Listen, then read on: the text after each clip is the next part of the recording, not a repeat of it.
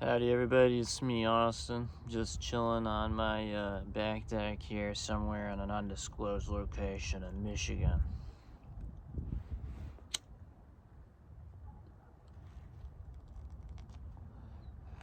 And I wanted to just talk about something because it was a perfect tagline to something that's been hanging around for a long time, right? Like this thought, right? And basically giving you some context here. I was on YouTube the other day watching a video about the state of the world today and someone having a little bit of buyer's remorse. So I guess they've been deconstructing their life and they're not very happy that people are not embracing them with open arms and instead continuously chastising them for what is being viewed as an egregious error in decision.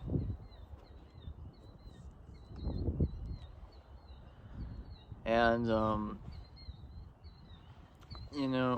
couple things popped into my head. And once I saw two comments under this video, almost back to back, it kind of made perfectly the type of video I wanted to make,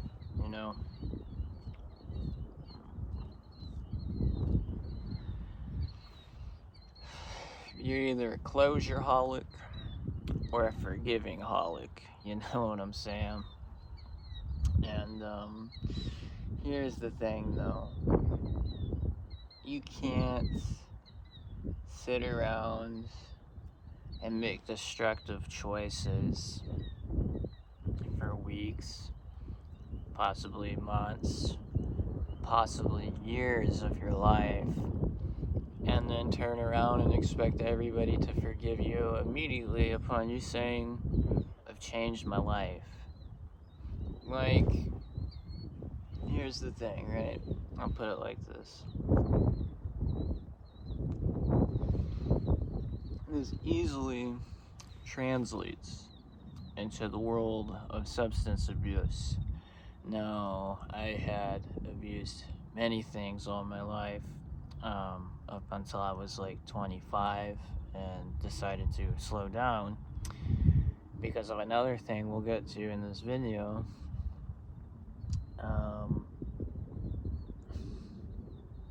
But I definitely really loved booze for a long period of my life. And that's unfortunate, obviously, because it destroyed my life. But obviously when I got to 25 and I was kind of in this point in my life where I had realized that I had been a poly addict for years of my life and something desperately needed to change.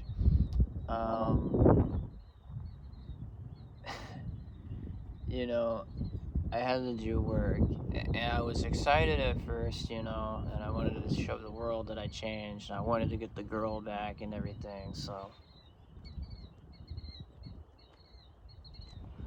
Even on just a mental health level, if you know you have some sort of issues that you're not tending to, you can't just say, hey, look, it's working out because I'm going to therapy, and you've only gone to therapy for a week or 2 weeks, You have to put the work in. And that's what I don't like about people who halfway get it. That's what I call it. They halfway understand it, or they want to understand the concept on their terms, right? Because to some people, making amends is this beautiful thing where you have an actual conclusion to something. And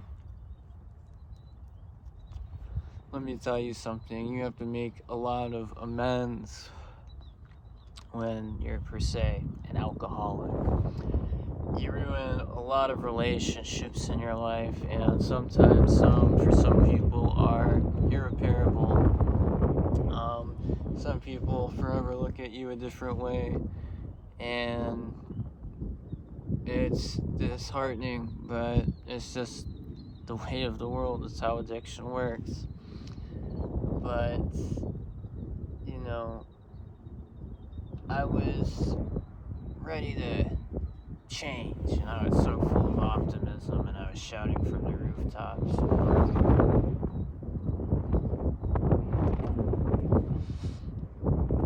I'm going to Alcoholics Anonymous, and everything's gonna be okay, and I understand everything that's going wrong now because,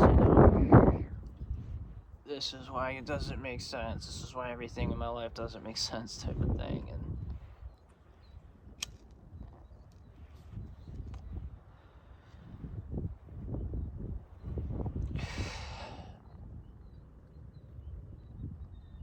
it's that weird, like, naivete optimism that they bring, like the half-ass understanding.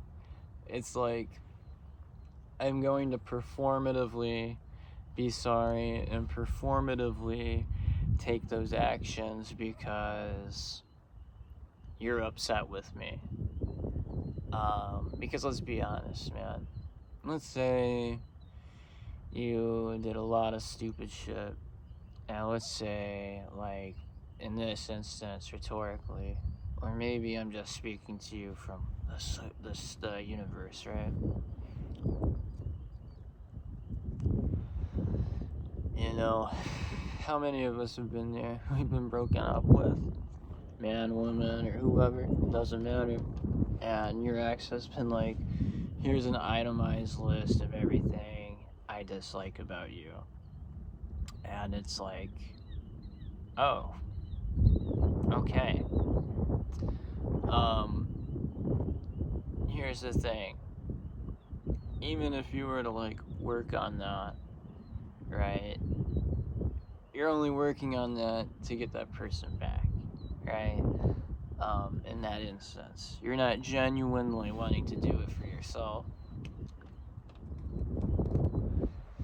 Because what's going to happen in most cases? The person's going to come back, and all of that was going to be performative nonsense, and boom, we're back to where we began.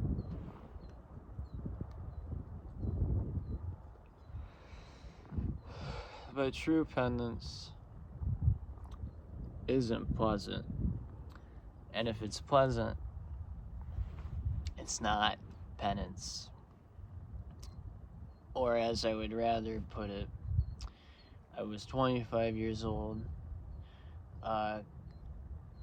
struck out on love, and kind of wound up lost in a tiny little, sort of tourist, sort of forgotten industrial armpit of Lake Michigan, Michigan City, Indiana, and that was basically like a 3.5 year journey, I guess, of my life, of just kind of like coming into myself.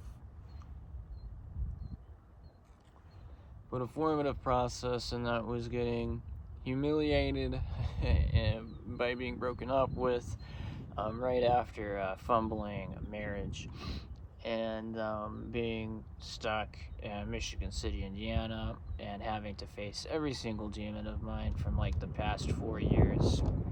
And in that, I got with a social worker because I was way too broke to get a therapist, and didn't really understand how to advocate for sliding scale payment, or didn't really even know how to pay that. So I worked with a social worker more so that was kind of like acting as my therapist, who had suggested me to go to Alcoholics Anonymous. And so that summer of 2022, that August and early September, I was going to a little tiny basement in an old repurposed church called the Dunes Fellowship House, which was like the local chapter of Alcoholics Anonymous. And I went to quite a few of these meetings before I decided myself that it was a little bit too dogmatic for me, and I would part ways on my own journey from sobriety from alcohol, so on and so forth. And I remember one night, and I like I said, I was performative, right? I wanted to get better, but let's be real, when I first wanted to get better, it was not really for me. It was to like get back to where I was in life, with the girl I wanted to be with the family I wanted to have, but that didn't happen. But I made that type of speech when I first came in, and this old timer had kind of given me a funny look, like I was a fool, honestly. And in retrospect, he was probably correct in that, because it was almost like a prophetic message, the way it was delivered, because maybe it was like a week or 2 weeks after that. A guy that came in obviously was like full of shame, and he was like, "Look, like, how do we make amends with people? How do we make things right?" And the old guy said, "I'm gonna stop you right there." And I mean, this was an old guy, like he was an OG, really respected in that building. Kind of dark T-shades and like a walking cane, satin white hair that was slicked back. He said, "I've been coming into this building every week for like 45 years. That was the last time I had a sip of alcohol, and I've ruined countless relationships." And he's like, "You can hear it from me first," an old timer, guy who's been around the block a few times. He says, "Making amends isn't making things right. It's stating the things you've done wrong, stating that you're sorry, and moving on with your life." Because really, at the end of the day, if you're wanting to make things right, you're just wanting to make things right. You don't really have any expectations to return back to anything. And as the wind comes in off the lake, I'm probably going to have to cut this soon because it's probably destroying my audio. Well, what else did I want to say?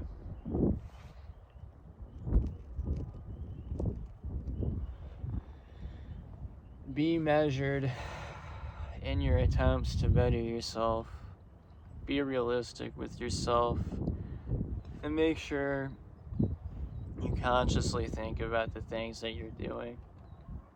Be mindful of the purposes they serve in your life and the reasons that you really do want to do these things, because we don't really know what happens. You may have another shot at this thing called life, or you may never have it again. So why don't we just live like we'll never have another shot at this and make it count?